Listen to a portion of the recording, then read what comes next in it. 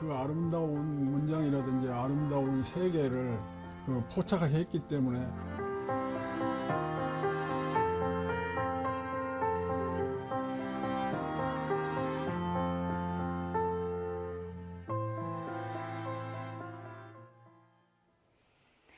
네, 한강 작가의 노벨 문학상 수상 저변에는 세계 각국의 독자를 매료시킨 번역의 힘이 크다는 분석인데요.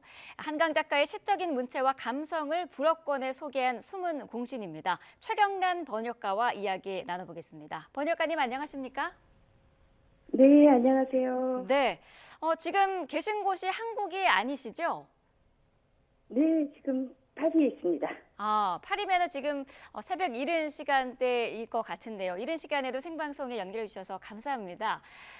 이번에 한강 작가의 자, 한강 작가의 노벨 문학상 수상의 번역가님도 놀라셨을 것 같은데요. 어떠셨나요? 저도 사실 많이 놀랐죠. 아무 누구도 예상하지 못했던 성과라서 수상 이런 거는 아예 예견하지도 않았고 하지도 못했고 현지 시간으로 13시 조금 넘어서 발표가 된 걸로 알고 있는데 저 같은 경우에는 딱 2분 후에 그러니까 13시 7분에 국내에 있는 친구한테서 메시지가 왔어요. 그래서 처음에는 저도 이게 뭐지? 이제 그런 느낌이 먼저 들었고, 이게 상황을 파악하는데 약간의 시간이 걸리더라고요. 그래서 처음에는 굉장히 저도 좀 비현실적인 느낌이 들었었는데, 그 다음 순간에는 굉장히 물론 벅찬 감동이죠. 그러셨군요. 지난해 한강 작가님의 책을 번역을 하셨는데 어떤 작품이었나요? 저는 작별하지 않는다라는 책을 지난해 글라스 출판사에서 번역해서 냈습니다. 네, 이 작별하지 않는다라는 책은 메디치상 이 상을 수상을 하기도 했는데 프랑스 현지에서 독자들에게 어떤 반응이었는지도 궁금하거든요. 메디치상의 효과가 아무래도 좀 있었던 것 같아요. 네. 그래서 사실 이 프랑스에서는 자국 작가들의 책을 많이 읽고 사실 외국 문학은 크게 활성화되지 않은 상황이거든요. 그리고 그나마도 이제 주로 이제 영미권 이런 쪽으로 많이 치우쳐져 있는데 영미권 혹은 유럽권, 유럽 작가. 아시아 문학이라고 하면 아무래도 약간 거리감이 있고, 그리고 또 더욱이 아시아 문학 중에서도 순수 문학, 이제 불어 표현으로 하면 백색 문학이라고 하는데요. 이제 이런 작품들은 아무래도 대중들하고는 거리가 좀 있게 마련인데, 메디치상의 효과가 조금 전에 말씀드려서 조금 있었던 것 같고, 그래서 연말에 제가 얼핏 출판 우리 편집자한테서 귀동냥으로 해서 들은 얘기가 연말에 한 10,000부 이상 나갔다 그러면서 굉장히 흡족해 하시더라고요. 그러니까 외국 문학으로서 그리고 순수 문학으로서 그 정도의 판매량은 굉장히 괄목할 만하다 이렇게 평가하시는 것 같았습니다. 네. 자, 한강 작가의 책이 번역가로서 어떤 좀 특별한 점이랄까 매력적인 부분이 있었을까요? 아유, 매력적이죠. 네, 어떤 점이 매력적이었을까요? 이제 개인적인 의견을 드리는 건데, 저는 그냥 한마디로 너무나 아름다운 작품이었습니다. 그래서 그게 이제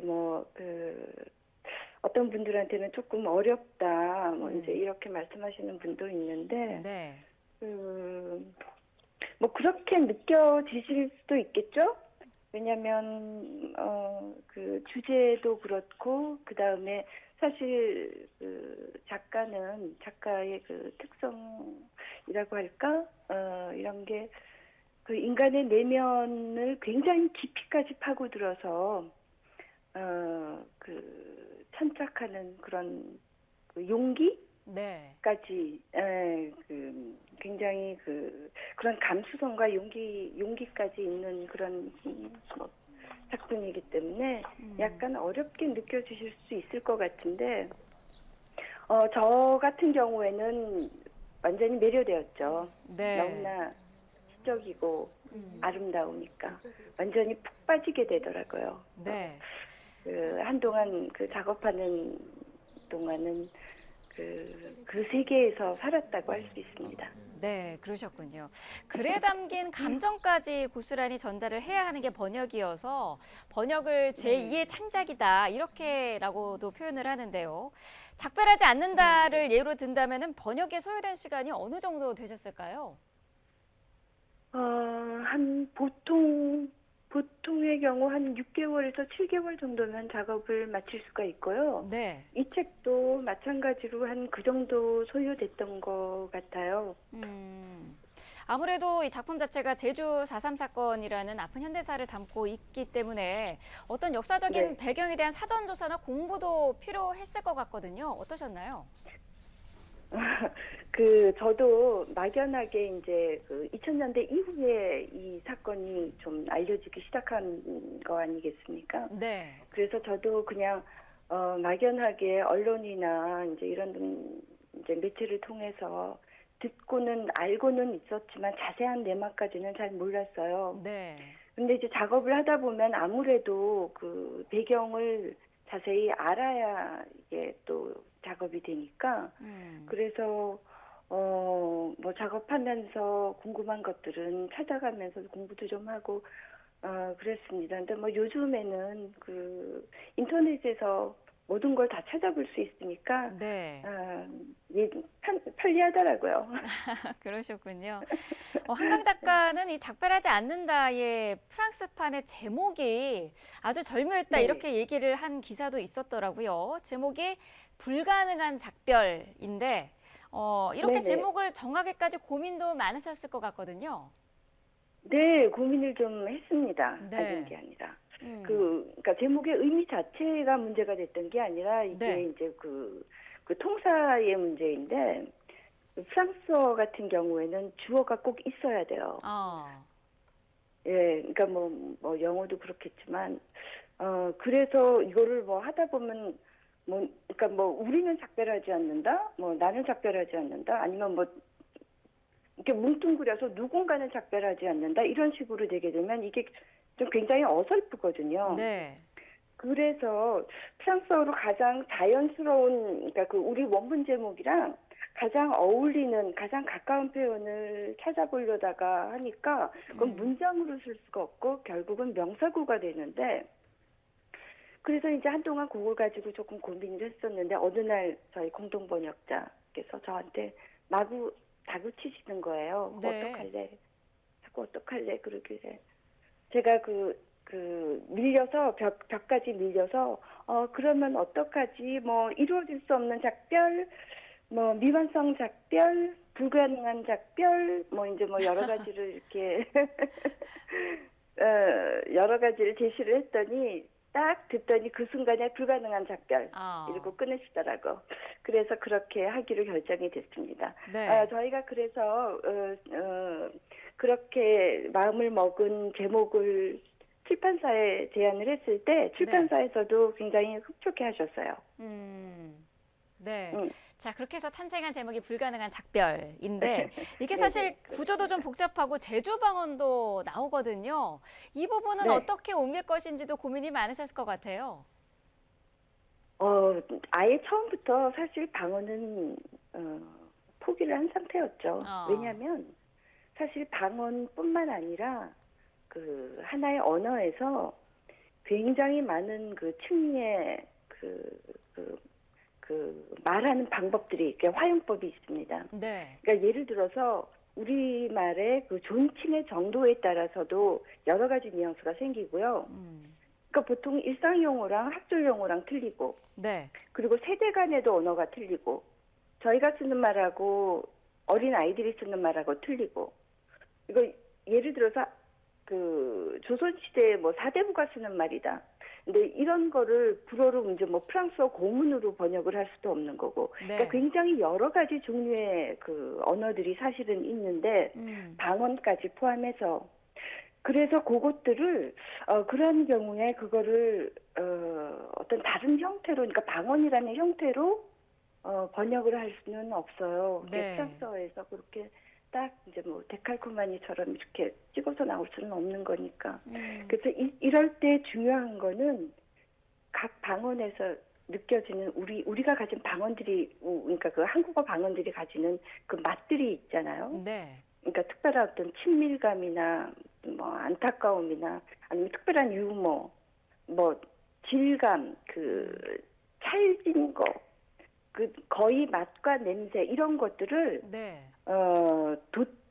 그러니까 프랑스어 독자들한테 가장 가깝게 전달하는 것이 관건이에요. 그러니까 그거는 여러 가지 방법을 쓸 수가 있는 거죠. 네. 그러니까 단순히 이제 뭐 단어 뭐 이런 것뿐만 아니라 그 표현의 형태를 살짝 바꾼다거나 그렇게 해서 가장 가까운 정서를 전달하는 게 관건이라고 생각을 해요. 그래서 네. 그런 식으로 진행을 했습니다. 네. 이 책 번역하시면서 한 번도 내용을 작가에게 되물어 본 적이 없다라는 기사도 있었는데 일반적으로는 네. 어떻습니까? 작가에게 좀 문장의 의도를 묻는 경우가 종종 있다고 봐야 될까요?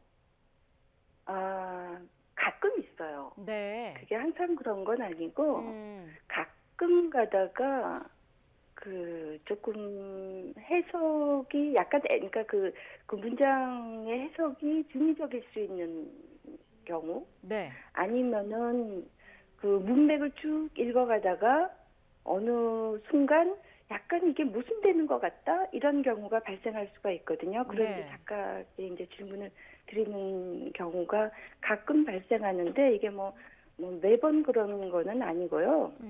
그런 경우들이 있는데 뭐 우리 한강 작가님의 작품은 뭐 처음부터 끝까지 완벽하니까 네. 예. 질문이 아주 간단해요. 그러니까 네. 그 답변은 아주 간단한데 질문이 생길 여지가 없었습니다. 아하. 네. 질문이 생길 여지가 없었다. 네. 네. 알겠습니다. 한강 작가의 아버지시죠. 한승원 작가께서 이번 노벨상 예. 선정 이후에 맛의 말을 살린 번역가들에게도 감사를 전하기도 했습니다. 여러 언론사에서도 지금 번역의 힘을 조명하고 있는데 이런 분위기에 대해서는 감회가 좀 남다르실 것 같아요. 어떠십니까? 그 한승원 작가님께서 그렇게 말씀해 주신 부분에 대해서는 정말 너무, 그러니까 과찬이라고 생각을 하고요. 네. 뭐 앞으로 뭐 더 잘하라는 말씀으로 그렇게 듣겠습니다. 근데 전반적으로 이 번역에 대한 관심이 좀 늘어나는 거는 굉장히 저희 같은 사람들한테는 굉장히 고무적이고 네. 저희한테는 굉장히 반가운 일이죠. 이제 해외에서 수상을 하는 우리나라 작품들이 조금씩 늘어나고 네. 그리고 뭐 후보작으로 선정 되는 경우도 좀 빈번해지고 하니까 네. 번역에 대해서 조금 더 관심을 갖게 되는 것 같은데 네. 저한테는 물론 고마운 일입니다. 굉장히 바람직한 일이고요. 네. 한강 작가의 수상으로 사실 지금 국내에서는 한강 작가 책 구매 열풍이 불고 있고 지금 네. 뭐 예약 판매로 지금 넘어가는 그런 상황인데 지금 프랑스 현재 분위기는 네. 어떤가요? 여기도 마찬가지. 네. 여기도 마찬가지예요. 여기도 네. 뭐 지금 재고가 딸려서 그래서 지금 그 서점에서 구할 수가 없다고 그런 네. 말씀을 하시더라고요. 편집자분께서. 그래서 지금 다시 찍어야 하겠다. 이제 뭐 이런 말씀을 하시는 걸 들었는데 네. 여기서도 뭐 아무래도 노벨상이라는 거는 아무래도 뭐 그 전 세계적으로 모든 사람들이 관심을 갖게 되는 것 같으니까 네. 여기서도 마찬가지인 것 같아요. 그게 그 작별하지 않는다. 가장 최근 작뿐만 아니라 네. 그 예전에 출판되었던 다른 작가의 다른 작품들 까지도 굉장히 지금 많이 곽강을 받고 있는 것 같습니다. 네. 앞으로 좀 한국 문학이 프랑스 현지에서도 사랑을 많이 받았으면 하는 바람도 있으실 것 같은데 앞서서 프랑스에서는 자국 문학이 좀 주류를 이룬다라고도 언급을 하셨거든요. 네네. 이번 한강 작가의 노벨 문학상 수상이 좀 한국 문학이 프랑스에 좀 전반적으로 퍼지는데 긍정적으로 작용할 수도 있다고 보시나요? 물론 그렇겠죠. 아무래도 방금 전에 말씀드렸던 것처럼 네. 노벨상이라고 하는 건 뭐 그 다음은 없잖아요. 네. 세계 이제 정상의 이제 그 레벨을 다룬 그런 일이고, 그래서 뭐 어쨌든 노벨상 수상작이라고 하면 네. 문학 애호가들이나 아니면 모든 도서관이나 이런 데는 다 비치가 되는 거고, 그러면 아무래도 많은 독자들과 가까이 할 수 있는 기회도 많아질 테고, 네. 그 외에 최근 들어서 이제 한국 문화 전반에 대한 관심과 열정이 많이 높아지고 있잖아요. 네. 전 세계적으로. 또 프랑스도 예외가 아니라서 여기도 굉장히 그러니까 케이팝이나 케이드라마 이런 거 좋아하시는 분들이 굉장히 많은데, 그러다 보니까 저변이 확대되는 것 같습니다. 그러니까 지금 굉장히 좋은 기회라고 생각해요. 네.